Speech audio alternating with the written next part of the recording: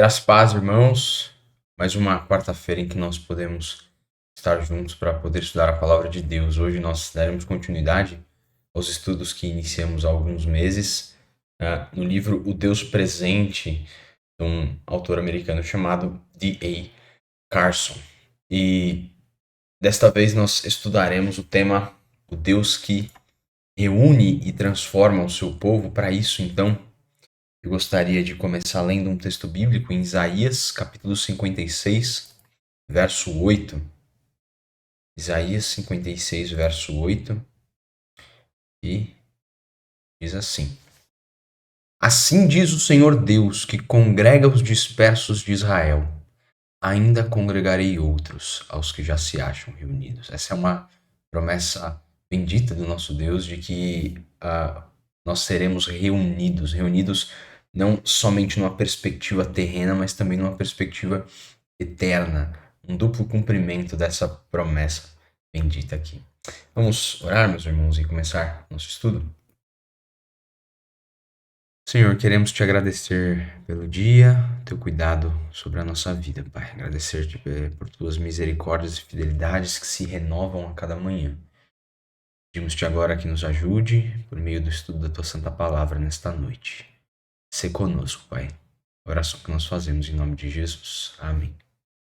Bom, irmãos, na semana passada nós estudamos a respeito do Deus que declara justo culpado. De modo resumido, nós vimos e temos visto ao longo dos estudos como que a cruz de Jesus é a base da nossa reconciliação. Deus é quem satisfaz a si mesmo, ele afasta sua ira, porque ele é o Deus de amor na mesma medida. Mas ele também satisfaz o seu senso de justiça na pessoa do seu Filho amado e, em graça, reconcilia consigo mesmo rebeldes e ingratos. Assim, então, nós vimos que essa salvação que nós recebemos do Senhor, ela é dada somente por graça e recebida somente pela fé. Por fim, na semana passada, nós também vimos que isso se aplica tanto aos judeus como aos gentios, povos como nós, né, que não somos hereditariamente judeus. E ao longo das Escrituras, então, o Senhor ele deu indícios de que o seu povo seria um povo diverso e de que, por meio do Evangelho, o Senhor chamaria as pessoas, o Senhor reuniria o seu povo e transformaria o seu povo. Como nós vimos, então, no texto que lemos inicialmente. Mas, talvez nós não tenhamos livro ou carta melhor para analisarmos isso do que a carta aos Efésios, uma carta em que o apóstolo Paulo, ele explora a doutrina da igreja, ele fala sobre a constituição, sobre a essência e sobre a formação da igreja de Cristo. Perceba no capítulo 2 da carta aos Efésios, e agora, nesse momento, pause esse vídeo, leia aí a carta aos Efésios no capítulo 2, os versos de 1 a 18, para que você tenha um maior proveito aqui neste momento. Mas perceba então como que inicialmente no capítulo 2, Paulo ele descreve a conversão dos crentes de Éfeso. Esse é um texto muito conhecido, quando o apóstolo fala da maldade dos homens, né? Nós que estávamos mortos, os nossos delitos e pecados, enfim. E aí Paulo descreve inicialmente a nossa condição, a depravação total com a qual nós somos marcados e caracterizados. E aí ele diz, mas Deus, sendo rico em misericórdia, por causa do grande amor com que nos amou, nos então resgatou. E ele vai dizer então que nós somos salvos pela graça, mediante a fé, e que isso é um dom de Deus. Então, nesses versos, Paulo está falando sobre essa nova humanidade que está sendo formada por causa do que Cristo fez na cruz do Calvário. Uma nova humanidade que é constituída de judeus e de gentios, e o Deus Trino, Pai, Filho e Espírito Santo, está em ação para formar esta nova humanidade. Cristo veio e pregou a paz para aos judeus e aos gentios, para que por meio dele ambos os grupos tenham acesso ao Pai em um só Espírito, ele diz no verso 18, na continuação. Então, o Pai, o Filho e o Espírito Santo estão em atividade nesta nova humanidade. Paulo, então, acrescenta a partir daí. Assim, Já não sois estrangeiros e peregrinos, mas concidadãos dos santos. E sois da família de Deus, edificados sobre o fundamento dos apóstolos e profetas, sendo ele mesmo, Cristo Jesus, a pedra angular, no qual todo o edifício bem ajustado cresce para santo. Ah, não, eu esqueci de passar. No qual todo o edifício bem ajustado cresce para santuário dedicado ao Senhor, no qual também vós, juntamente, estáis sendo edificados para a habitação de Deus no Espírito. Perceba que esta é uma visão de cristianismo que vai muito além do indivíduo. Uma visão de cristianismo que se estende à igreja. A igreja é, Paulo começa dizendo, a família de Deus. Em outra metáfora, ele diz que a igreja também é um edifício que está sendo formado para servir como santuário dedicado ao Senhor. Um edifício no qual Cristo Jesus é a pedra angular. Interessante porque no Antigo Testamento, o tabernáculo e depois o templo eram os locais em que Deus se encontrava com o seu povo. No Novo Testamento, nós sabemos que Jesus, vindo ao nosso encontro, ele é a própria representação do templo, o local em que Deus se encontra com os pecadores. Mas essa mesma linguagem é agora aplicada à igreja. Esse é o lugar em que as boas novas do que Jesus fez são anunciadas. Lugar em que os seres humanos, pecadores, eles se encontram com Deus na igreja. Na igreja. Assim como Deus, então, manifestava sua presença no templo do Antigo Testamento, assim também ele o faz na igreja, pois Deus vive nessa habitação por meio do seu Santo Espírito. Mas nós precisamos tomar cuidado com algo, porque ocorre algo um tanto quanto desastroso quando a palavra igreja se refere a nada mais do que um edifício. Ou quando a igreja local é formada por muitas pessoas que não conhecem a Deus, que não creem em Cristo, que nada sabem sobre perdão de pecados e não experimentam o poder do Espírito Santo na transformação das suas vidas. Porque isto não é o que o Novo Testamento diz que igreja é. Igreja não é um prédio, igreja não é uma reunião de gente que não é crente. Imagina, meus irmãos, imagine o impacto que haveria no mundo se uma igreja local vivesse os privilégios elevados que Paulo descreve nestes versos. Agora, quando nós avançamos na carta aos Efésios, lá no capítulo 4, a partir do verso 17, também é um texto longo, do 4:17 até o 5:10. Pausa de novo esse vídeo, dá uma lida nesses versos de uma maneira rápida para a gente considerar eles agora. Porque nesses versos agora, Paulo ele destaca esta nova realidade do povo de Deus. E ele destaca que esta realidade ela é criada pelo próprio Deus. Ele diz que vocês então se revistam deste novo homem criado segundo Deus. O poder de Deus manifesto na criação, conforme nós vemos lá em Gênesis 1 e 2, é agora revelado numa nova criação que é tão real, verdadeira e palpável quanto a primeira. Então, na sequência desse verso, depois de Paulo dizer que nós somos criados e novamente criados pelo Senhor, ele passa a descrever uma série de ações ou um quadro de como são ou de como deveriam ser vividas as vidas de quem foi transformado. O Evangelho, ele começa dizendo assim, ó, por isso, deixando a mentira, fale cada um a verdade com o seu próximo, porque somos membros um dos outros. Irai-vos e não pequeis. Não se ponha o sol sobre a vossa ira, nem deis lugar ao diabo. Aquele que furtava, não furte mais, antes trabalhe, fazendo com as próprias mãos o que é bom, para que tenha com o que acudir ao necessitado. Não saia da vossa boca nenhuma palavra torpe, e sim unicamente a que for boa para edificação, conforme a necessidade. E assim, transmita graça aos que ouvem. E não entristeçais o Espírito de Deus, no qual fostes selados para o dia da redenção. Longe de vós toda amargura, cólera, ira, gritaria, blasfêmias e assim toda malícia. Antes, sede uns para com os outros, benignos, compassivos, perdoando-vos uns aos outros, como também Deus, em Cristo, nos perdoou. Interessante porque selados, como ele destaca aí no verso 30, carrega a ideia de que nós somos marcados como propriedade de Deus. Nós fomos separados para Ele, e se vivemos como se nada disso tivesse acontecido, nós entristecemos a Deus que se manifestou a nós por seu Espírito. O texto termina, meus irmãos, nos levando de volta à cruz do Calvário.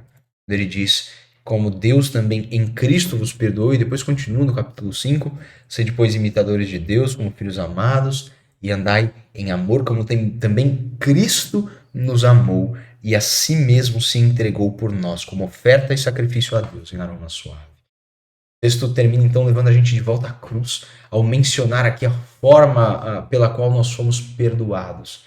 Vendo, então, quanto Deus nos perdoou por meio daquilo que Cristo fez na cruz, como nós poderíamos nutrir amargura de uns para com os outros.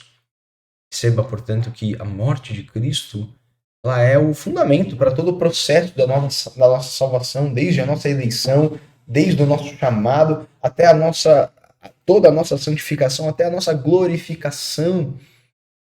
É por conta da obra sacrificial de Cristo na cruz do Calvário. Assim, é o ápice da história da redenção. Sequência, então, no capítulo 5, nós observamos mais uma vez o destaque do apóstolo para mudança de coração.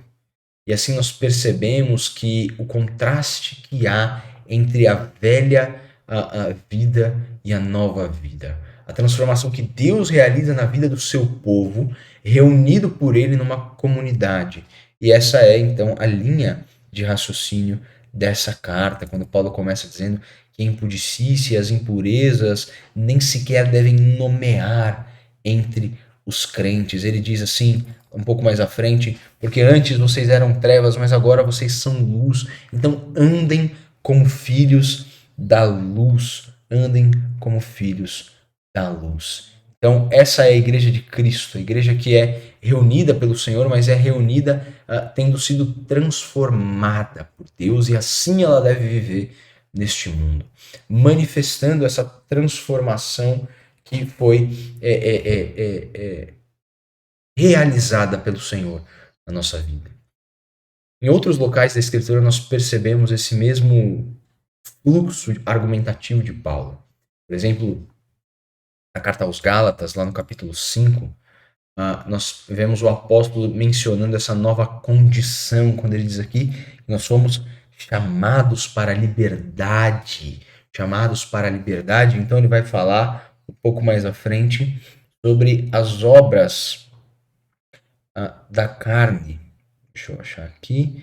Ele diz aqui: digo, porém, andai no espírito, jamais satisfareis a concupiscência da carne.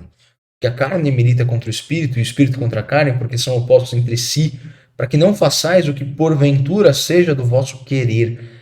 Mas se sois guiados pelo espírito, não estáis sob a lei. Ele começa: as obras da carne são prostituição, impureza, lascívia, idolatria, feitiçaria, inimizade, porfia, ciúme, ira, discórdia, dissensão, facção, inveja, bebedice, glutonaria e coisas semelhantes a essa, a respeito das quais eu vos declaro, como já outrora vos preveni, que não herdarão o reino de Deus os que tais coisas praticam. E ele fala logo na sequência sobre o fruto do Espírito. Essas são as obras da carne, mas o fruto do Espírito é amor, alegria, paz, longanimidade, benignidade, bondade, fidelidade, mansidão, domínio próprio. Contra estas coisas não há lei. O ponto é que a transformação iniciada por nós, por meio da obra de Cristo, nos impulsiona a andar no Espírito, a seguir uma conduta e atitudes que se harmonizam com o Espírito de Deus, e ainda a distinguirmos as pessoas por meio da transformação que elas manifestam. Olha só o que ele diz na sequência: os que são de Cristo, eles crucificaram a carne com as suas paixões e concupiscências. Se nós vivemos no Espírito, andemos também no Espírito. Nós temos pouquíssimas razões, meus irmãos, para acreditar que as pessoas que são realmente... nós temos pouquíssimas... Deixa eu reformular. Poucas razões para acreditar que pessoas que não andam conforme uma transformação interna, que não manifestam externamente uma transformação interna, são de fato cristãs. São de fato cristãs. Aquele que de fato foi transformado pelo Senhor, ele anda conforme essa transformação, ele anda de acordo com essa transformação recebida do alto. Mas existe uma outra maneira de nós assimilarmos esse tema um tanto quanto mais amplo da obra de Deus em reunir e transformar o seu povo, que é ao considerarmos como Jesus diz aos seguidores que eles devem tomar a sua cruz.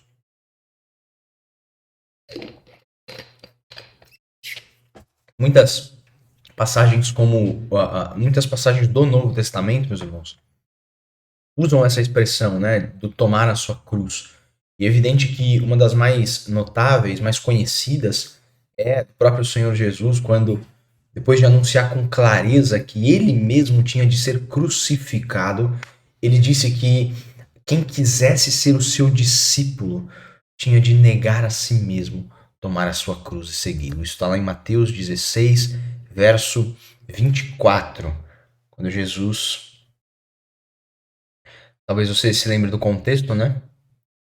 Jesus diz aos seus discípulos, né, que ele vai morrer e ressuscitar ao terceiro dia, e Pedro diz, não, isso não vai acontecer, tem compaixão de ti. E aí Jesus vira para Pedro, arreda-te, Satanás, né? E aí ele diz aos seus discípulos, se alguém quer vir após mim, se alguém quer me seguir, a si mesmo se negue, tome a sua cruz e siga-me, e siga-me. Quando nós usamos, meus irmãos, a expressão que devemos tomar a nossa cruz, essa figura pretendida pelo Senhor Jesus, ela já não é tão significativa quanto era. A gente usa tomar a nossa cruz como uma espécie de carregar alguma irritação, algum incômodo, tomar a sua cruz, carregar a cruz, quem sabe é lidar com algum parente um tanto quanto desagradável, não é? Mas no primeiro século da era pós Jesus Cristo, essa expressão, ou melhor, a crucificação era vista com um horror. Se um local de crucificação estava no caminho das pessoas, elas não passariam com seus filhos por aquele lugar. Tomariam outro caminho. As pessoas sequer ousavam falar sobre esse assunto, fazer piada sobre esse tipo de assunto. É basicamente como algumas tragédias da humanidade, o Holocausto, por exemplo, é para nós. Você vai hesitar a fazer piada sobre isso, vai hesitar a falar sobre isso, enfim. Existe um tipo de horror em algo que foi tão terrível, assim era a crucificação.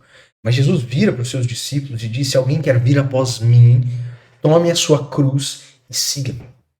Tomar a cruz, naquele contexto, não significava assumir a sua medida específica de sofrimento. Não, significava literalmente pegar uma parte da cruz, aquela haste horizontal, né, como nós já vimos quando estudamos sobre a morte de Jesus, e levá-lo até o lugar da crucificação. A haste horizontal, inclusive, é essa aqui, né? Eu fiz assim, mas é essa aqui. E levá-lo até o lugar da crucificação, onde a outra parte estaria fixa, e você ia ali sofrer e morrer. O que quer dizer? O símbolo é de morte para interesse pessoal. A maior parte de nós não vai ser crucificada num sentido literal. A maior parte, eu diria, sei lá, 99% de nós, para não dizer 100%. Mas nós seguimos um Deus que foi crucificado literalmente. Então, é como se Jesus estivesse dizendo aqui, nesses versos, olha, você não entende. Se eu fui crucificado, então você tem de ser crucificado. Para a maioria de nós, não na mesma maneira física como Jesus sofreu, mas na morte por interesse pessoal. Nós temos de tomar a nossa cruz. Nós temos de seguir a Jesus, sujeitando-nos ao seu senhorio, aquilo que ele espera e quer de nós, da mesma maneira que ele se sujeitou ao Pai e à vontade do Pai. Por essa razão, então, Paulo pôde dizer em outra das suas cartas, deixa eu abrir aqui, carta de Paulo aos Filipenses, capítulo 1, verso 29, ele disse, porque vos foi concedida a graça de não somente de padecerdes por Cristo, e não somente crerdes nele. É uma afirmação um tanto quanto impressionante. Paulo está dizendo assim, você tem o privilégio, você recebeu o privilégio, a graça, ou seja, um dom gracioso de não somente crer, e lembre-se, como a gente leu lá no começo da carta aos Efésios, a fé é um dom. Você não recebeu somente o dom da fé, você também recebeu o dom de sofrer, de padecer por Cristo Jesus. Você toma a sua cruz, e na maneira de Cristo ver as coisas, isso é um privilégio. Um privilégio. Na perspectiva dos primeiros cristãos, da igreja primitiva, era um privilégio sofrer pelo Senhor, de tal forma que quando os apóstolos foram açoitados pela primeira vez, foi dito o seguinte deles, olha só, Atos 5:41, e eles se retiraram do sinédrio regozijando-se por terem sido considerados dignos de sofrer afrontas por esse nome. Eles sofreram pelo evangelho, eles foram açoitados pelo evangelho, e o que eles olharam? Fidelidade. Se nós estamos sofrendo é porque nós somos fiéis ao evangelho de Jesus Cristo. Esse tipo de entendimento, meu irmão, marca de uma vida cristã normal, marca de uma vida cristã transformada. Até por isso, quando nós realizamos algum tipo de ação social, você vai entender, nós defendemos que ela deve vir acompanhada da evangelização. Porque a principal necessidade do homem, o seu maior anseio, mesmo que as pessoas não reconheçam, o maior anseio da humanidade é de ter um Salvador, é de ter o seu coração transformado por essa obra maravilhosa do Espírito. É óbvio que muitas das necessidades físicas, econômicas, materiais da humanidade precisam também ser transformadas e sanadas, mas não há necessidade maior a ser sanada do que a necessidade de vida, da vida eterna. E o Senhor Jesus satisfez essa necessidade. E é isso que faz do cristianismo o cristianismo. Deus reunindo, transformando o seu povo, de modo que aqueles que estão ao redor possam ver essa transformação. Por isso que nós estudamos ao longo da carta aos Tessalonicenses, como que eles, deixando os ídolos, converteram-se a Deus e passaram a adorar o Senhor Deus. Que assim também possa ser visto a nosso respeito, durante as nossas rotinas, durante as nossas responsabilidades. Deus assim nos abençoe, meus irmãos. Vamos orar mais uma vez. Queremos te agradecer, Pai, pelo grande amor com o qual o Senhor nos amou. Porque nós, pecadores, fomos feitos filhos do Senhor, pelo dom gracioso de Deus, mediante a fé. Nós somos salvos, Pai, nós somos redimidos, nós fomos transformados pelo Teu Santo Espírito. Assim, em nós que ainda habita o velho homem, pedimos que o Senhor nos ajude por meio do fortalecimento que vem do alto céu, do Teu Santo Espírito. O Senhor nos ajude a nos despirmos do velho homem, nos revestirmos do novo homem que foi criado segundo o Senhor. Ajuda-nos, Pai, a dia após dia nos parecermos mais com o Senhor. Agora dá-nos uma boa noite de descanso, despede-nos em paz, dá também um bom resto de semana a cada um de nós, Pai. Ajuda-nos a viver conforme a transformação interna que nós recebemos do alto céu. Essa é a oração que nós fazemos em nome de Jesus. Amém. Bom, meus irmãos, lembrem-se aí das nossas responsabilidades do fim de semana. Primeiro, a escola dominical, às 9 horas da manhã, temos estudado o livro de Jó, e depois nosso culto vespertino, às 18 horas. Tá certo? No mais, que Deus abençoe. Tchau, tchau.